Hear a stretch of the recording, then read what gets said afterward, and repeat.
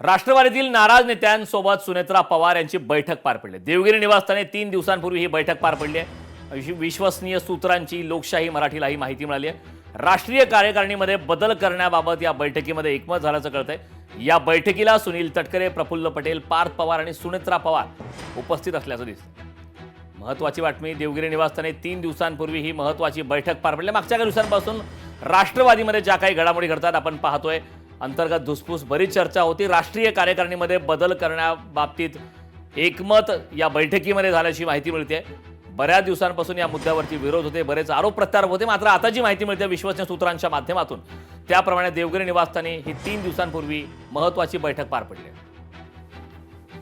राष्ट्रीय कार्यकारिणीत बदल करण्याबाबत बैठकीमध्ये एकमत झाल्याचं कळतंय। राष्ट्रवादीतील नाराज नेत्यांसोबत सुनेत्रा पवार यांची बैठक पार पडली आहे। देवगिरी निवासस्थानी 3 दिवसांपूर्वी ही बैठक पार पडली आहे। राष्ट्रीय कार्यकारिणीमध्ये बदल करण्याबाबत या बैठकीमध्ये एकमत झाल्याचं कळतंय। या संदर्भात ताजे अपडेट देण्यासाठी आपल्या प्रतिनिधी मीनाक्षी म्हात्रे आपल्यासोबत फोन लाईनद्वारे जोडलेत।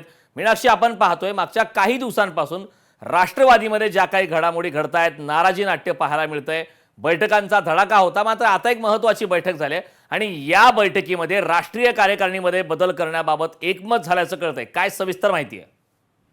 निश्चितच मागील काही दिवसात आपण पाहतोय की पक्षाच्या राष्ट्रीय कार्यकारिणीच्या या जी यादी आहे आणि जी निवडणूक आयोगाला पाठवण्यात आलेली होती, त्या पत्रांवरून पक्षात काहीसे मतभेद असल्याचं समोर आलं होतं।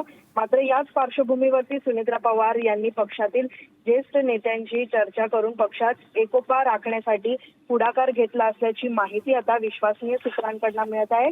खरं तर देवगिरी या महत्त्वाच्या ठिकाणी बैठकीला जे आपण पाहतोय की सुनेत्रा पवार असतील, प्रफुल्ल पटेल असतील, सुनील तटकरे असतील आणि पार्थ पवार यांच्यात विविध विषयांवरती सविस्तर चर्चा झाली असल्याची माहिती मिळते।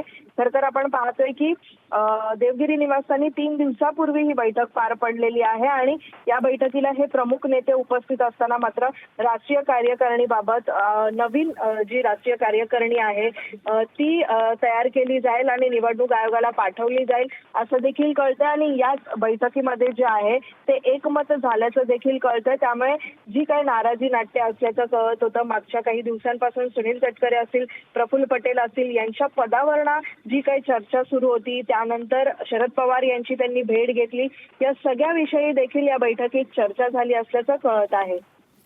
नक्कीच मीनाक्षी, आगामी काळात या संदर्भात काय घडामोडी घडतात हे पाहणं महत्त्वाचं आहे। खूप खूप धन्यवाद या महत्त्वपूर्ण अशा माहितीसाठी। लोकशाही मराठी ऐका, पहा, जागरूक रहा।